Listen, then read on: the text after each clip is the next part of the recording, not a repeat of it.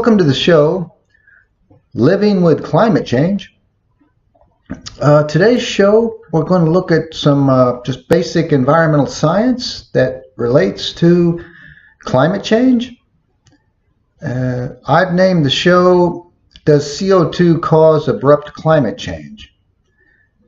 And I want to start with this issue because it still seems to be controversial, as simple as it may seem to many people, but I'm not finding that in my everyday life talking to people. Just a couple of days ago, I talked to someone that told me they had a degree in physics and that CO2 was good and it increased the plant's growth, and how there are more trees now than ever. And while that may be true, things can have costs and benefits. So we're going to look at that because I think that this issue is incredibly important, and it's carbon dioxide. And I think this is what is dividing a lot of the movement on climate change. And also, my passion is environmental education. And I think that with the predicament that we're in, or the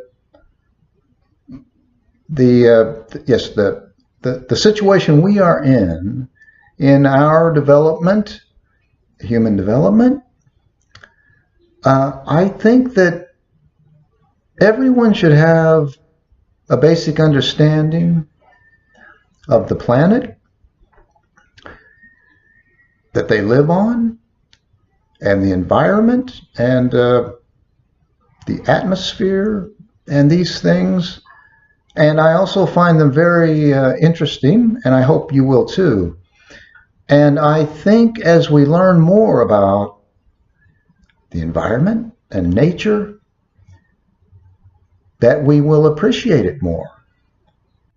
So today's show, we will look at CO2, and the first part we will just look at the basics and the fundamentals of carbon, the carbon cycle, and carbon dioxide, and our atmosphere.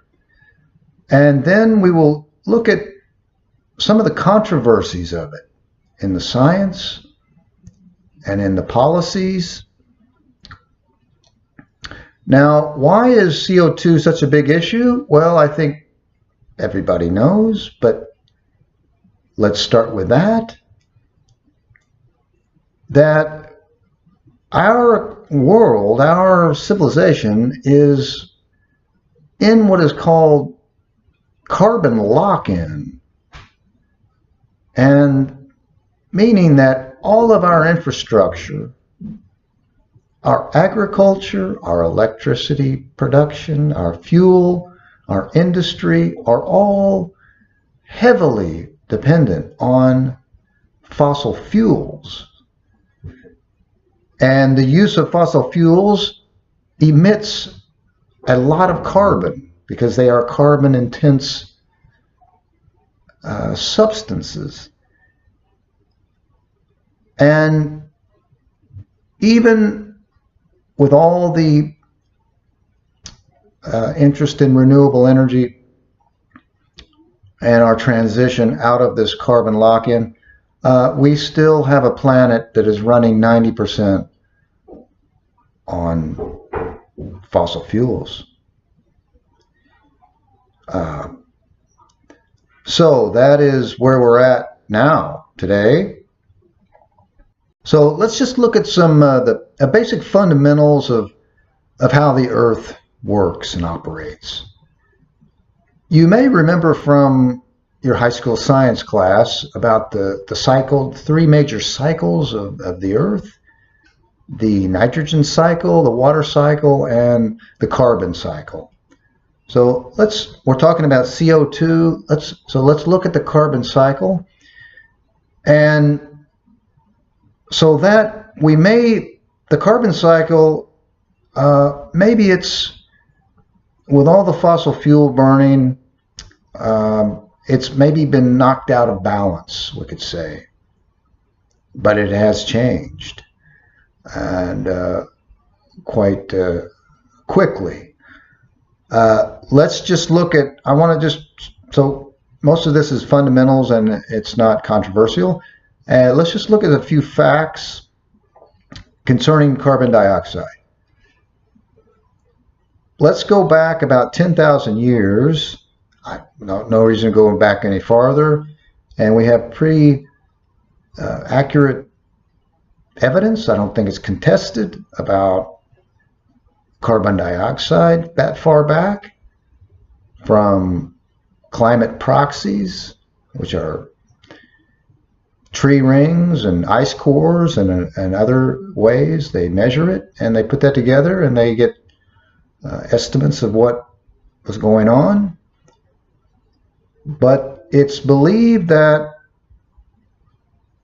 the carbon dioxide in the atmosphere has been 280 parts per million for the last 10,000 years.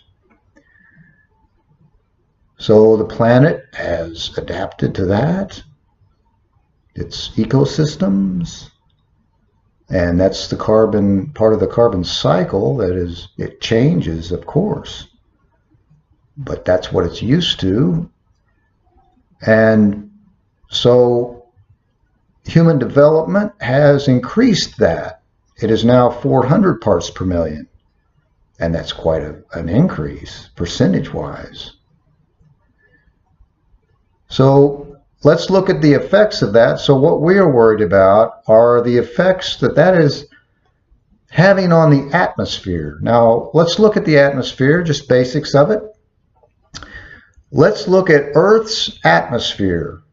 So we know that the atmosphere has layers and goes up, 6,000 miles, but that's up in the exosphere. But what we really are going to talk about is the troposphere. And that's where, 70–80% of our atmosphere is. As you go up, the air thins more and more. Temperatures change and things like that. But the troposphere, that's where, and that's not very high. That goes up about 7–8 miles into the sky, into space. So that's what we're going to talk about a little bit. And then, of course, the stratosphere is the next layer, and it goes up to about 30 miles. And it is important for the ozone layer that is in there. Jets fly up in the stratosphere. And then, of course, the thermosphere and mesosphere continues up. And I'd like to note, anyway, so our atmosphere is, as you may know, a nitrogen-oxygen atmosphere, basically. 78% nitrogen, 20% oxygen. And then there's argon, 1%. And the rest are what are called trace gases. So that is, and some of those are the greenhouse gases, such as carbon dioxide, methane, H2O, water, ozone. And then there are CFCs these are man-made gases that we've emitted into the atmosphere that are also greenhouse gases that we've dealt with before. What else is in the atmosphere? Well, you also have aerosols, we'll call them. Dust, particles, sulfur dioxide, ash, volcano ash, things like that. Pollution affects our atmosphere too. So that's up there also.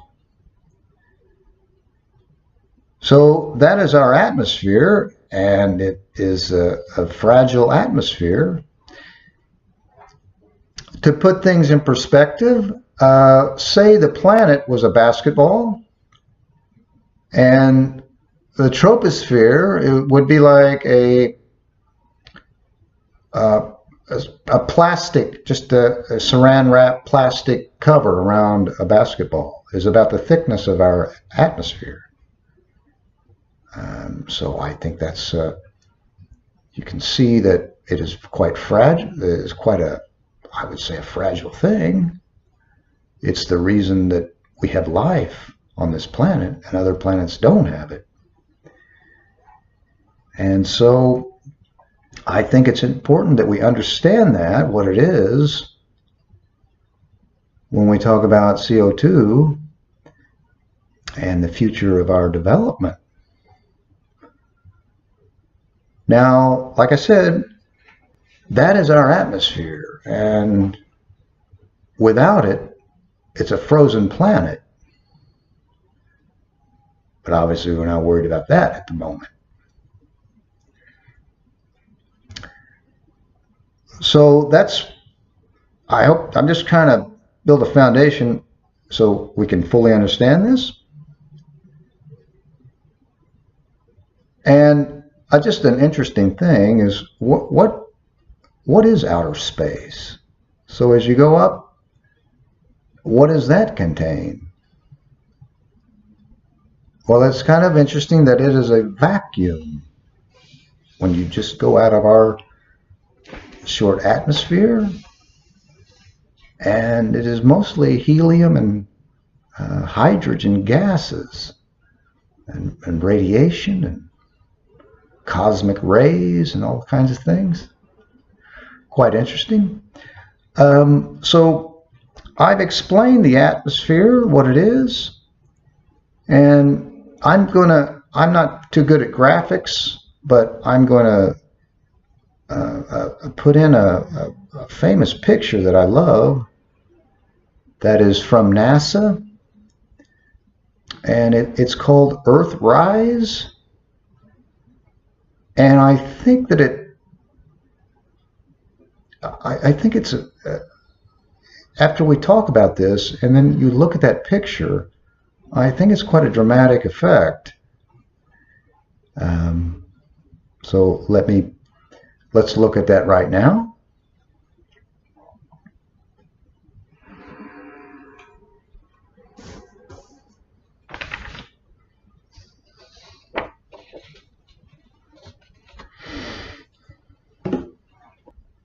Okay, so that is our Earth. So let's just briefly discuss the greenhouse effect. I think but it has been questioned, but it is quite important in this discussion, obviously, with CO2 and our emissions. So basically, the greenhouse effect is, like I said, if it wasn't for that, if we didn't have greenhouse gases, our planet would be frozen. So it warms the planet and it allows life.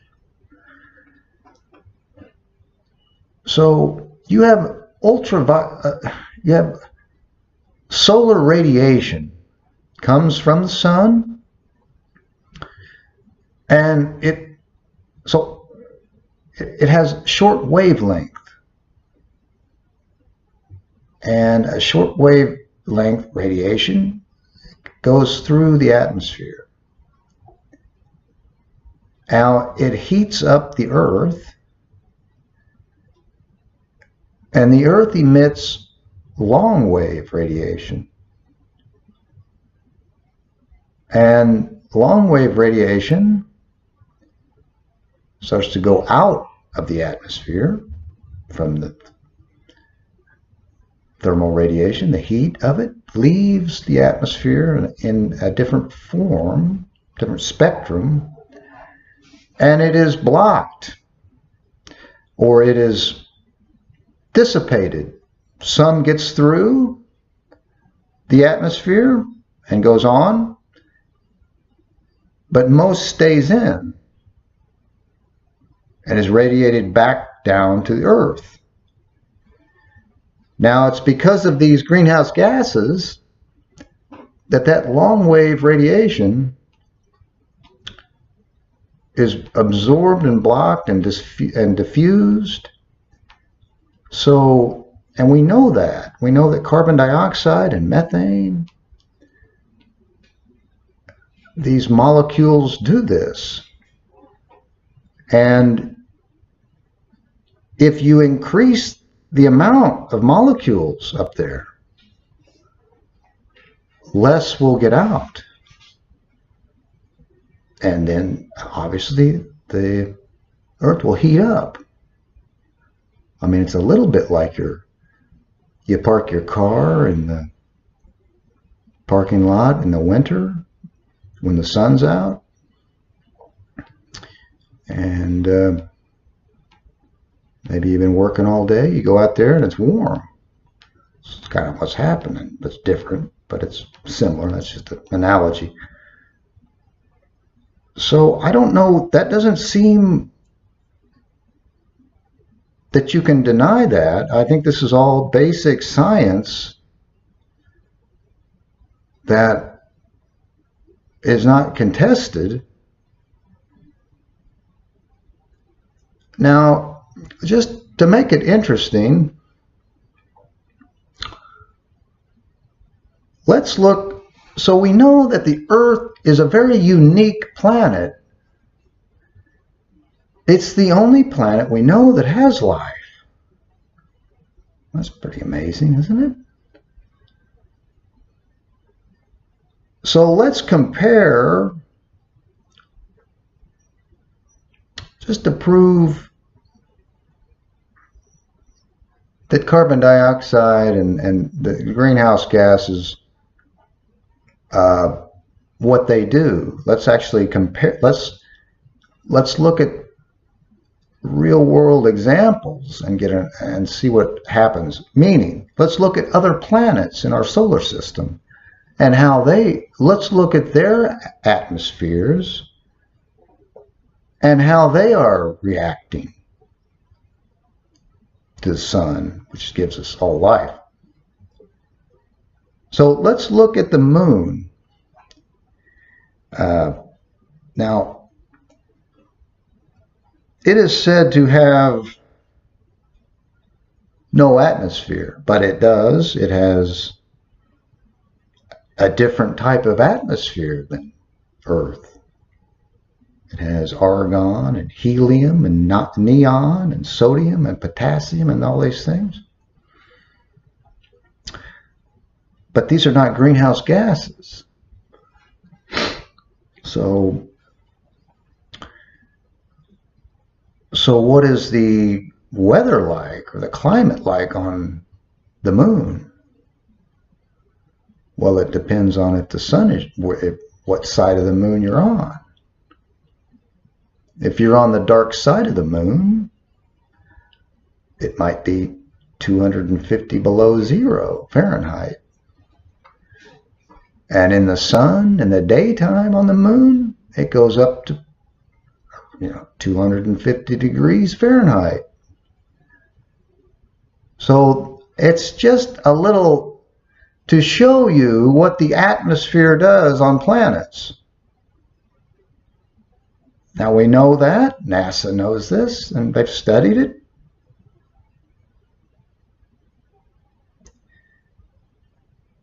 Now let's look at Venus, that has an atmosphere, we could say, and it has greenhouse gases. It has carbon dioxide atmosphere. Atmosphere. that is 96.5% carbon dioxide. And the temperature on Venus is almost 900 degrees Fahrenheit. So I think that that proves the greenhouse effect on a planet. Now, somebody might say, well, it's closer to the sun.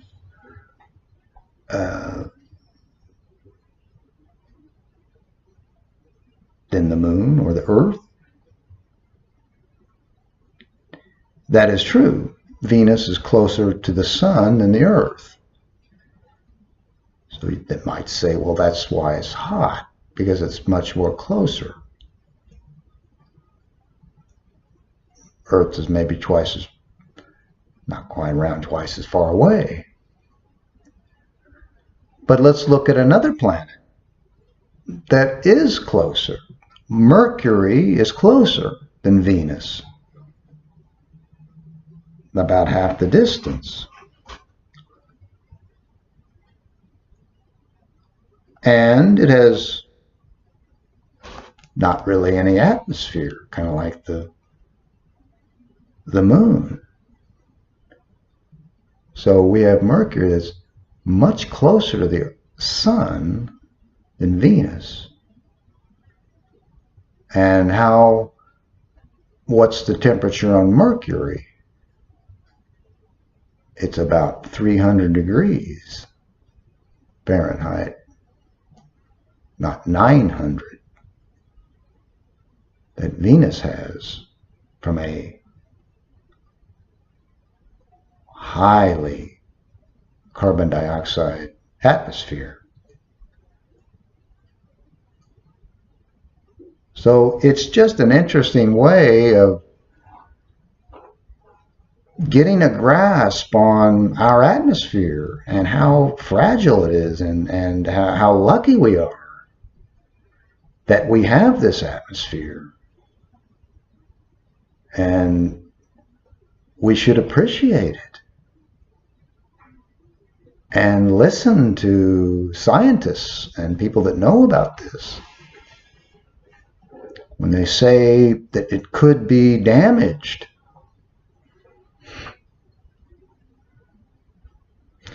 So anyway, those are just, so that's the first part of the show.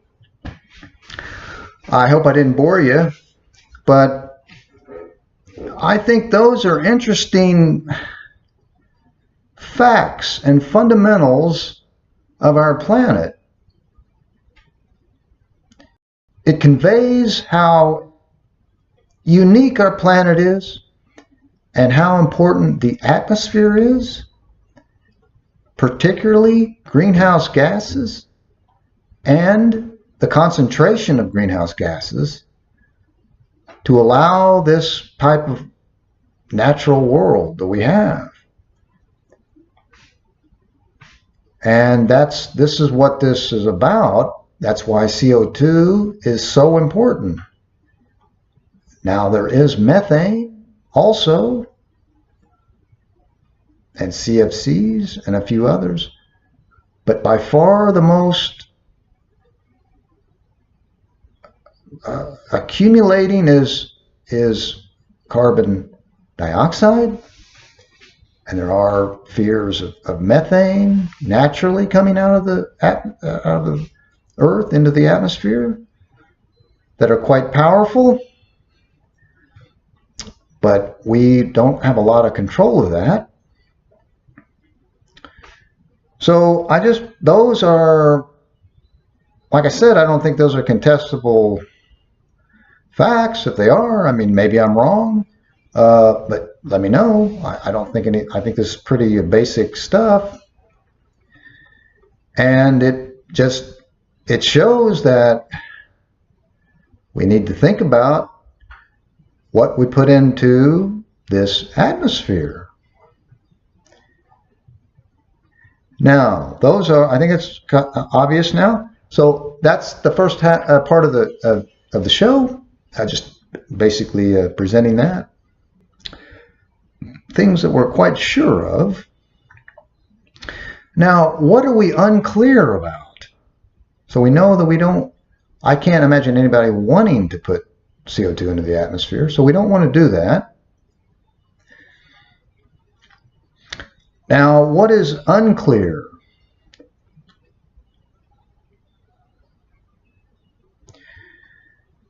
Well, from my research and is that we don't really know the residence time and the half-life of CO2 when it goes into the environment, into the atmosphere, into the carbon cycle, because it is absorbed by the biosphere and the oceans at different rates, and this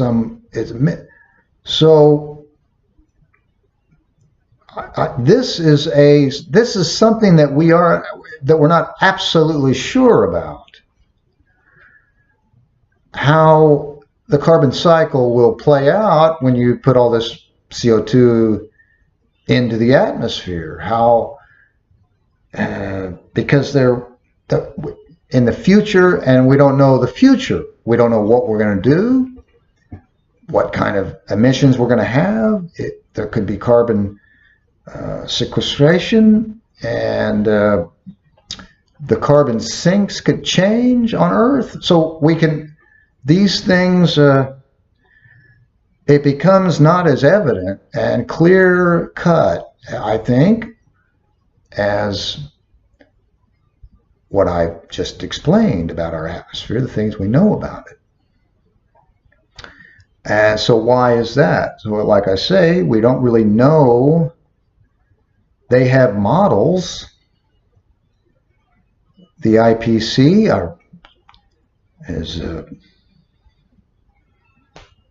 I was reading the summary for policymakers of the new IPC report last night.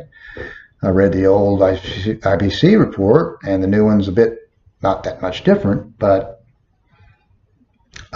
they use a model called the burn model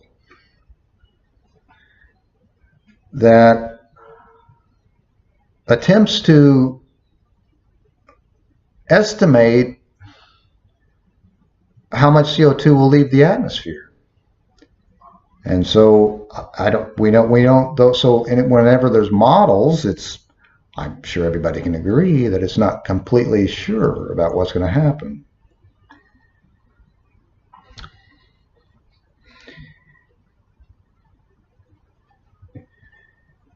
Now, there's another thing that I think that makes it unsure. And this uncertainty that I'm presenting, in a way, is good news, because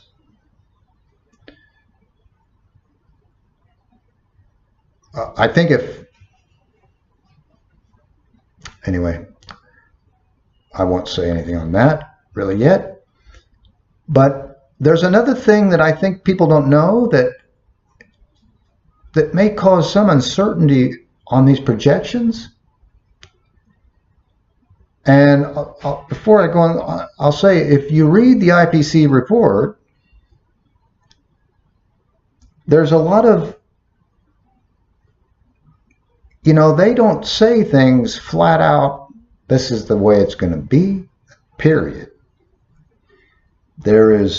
They use things like likely and unlikely and somewhat unlikely and medium level of confidence all through it. And that is, so they're saying with all that we don't know exactly.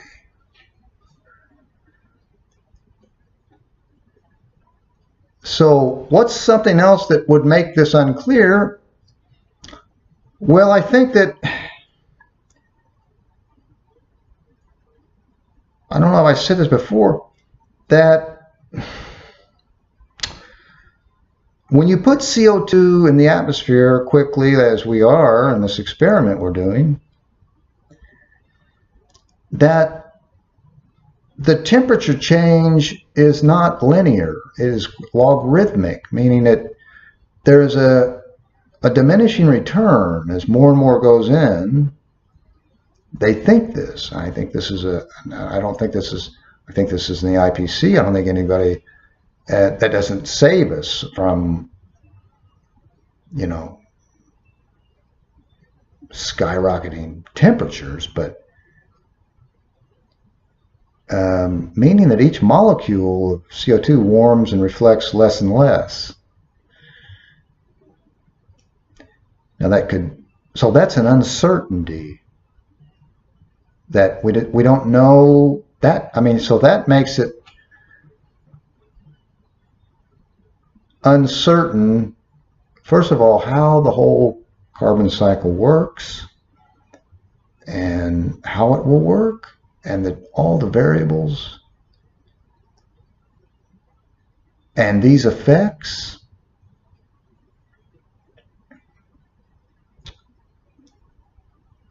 Make it somewhat uncertain.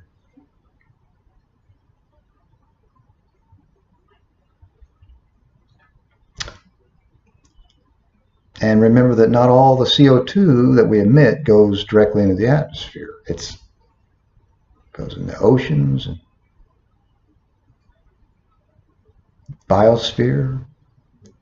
So the point is, as this is a very complex, the carbon cycle is very complex, and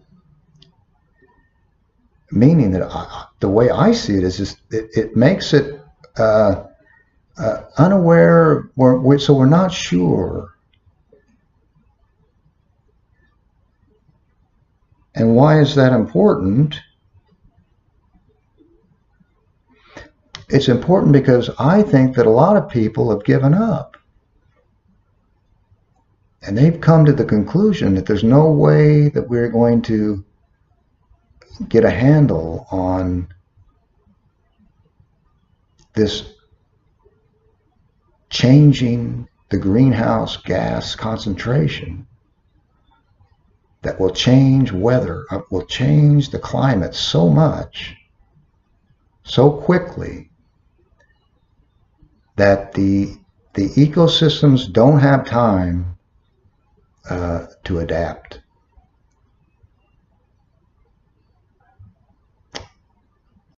So to sum up, I think that I hope I presented a case for us not knowing exactly how the carbon cycle is going to deal with our emissions, but as in the first part of the show, it is, we should not emit carbon dioxide into the atmosphere anymore, not at these levels. I think that is clear. Even though we don't have, even though the carbon cycle is, we don't know exactly how it's going to work, and there's these other effects and variables and all kinds of things happening, that still doesn't change the fact that, and anyone that understands the precautionary principle, is that we change our energy systems as soon as possible, and our carbon emissions.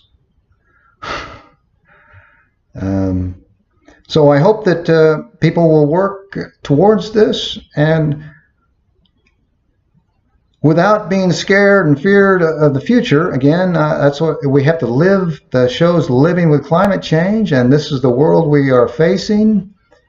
And I hear people, scientists and people that have given up, and they've gone off, and they say it's hopeless. And they've given up on humanity, on humankind, and its growth and consumption, and they've given up, and I don't think that we should do that. And I think most of you will agree. So I hope I've presented this in a way, and I'm sure people will criticize my analysis, and say I don't know what I'm talking about, and maybe you're right. But it's quite complex stuff, and I read blogs and of scientists that are arguing, and they know what they're talking about. It gets in depth, and they are not completely agreed upon. Now most are. I'll talk about. I mean, that's. I think that the IPC report is a pretty good assessment. I think they've done a good job, and there will be outlier scientists that say this on one side and that on one side, of course, but I think that's why you're hearing there's a consensus in the science that this needs to be addressed. And I think that people that criticize the IPC report probably haven't read it. These are volunteer scientists that are doing their best, and they're giving, and like I say, they're giving all these things levels of confidence and likelihoods, and which makes it quite unsure, and it would make it very hard for policymakers. But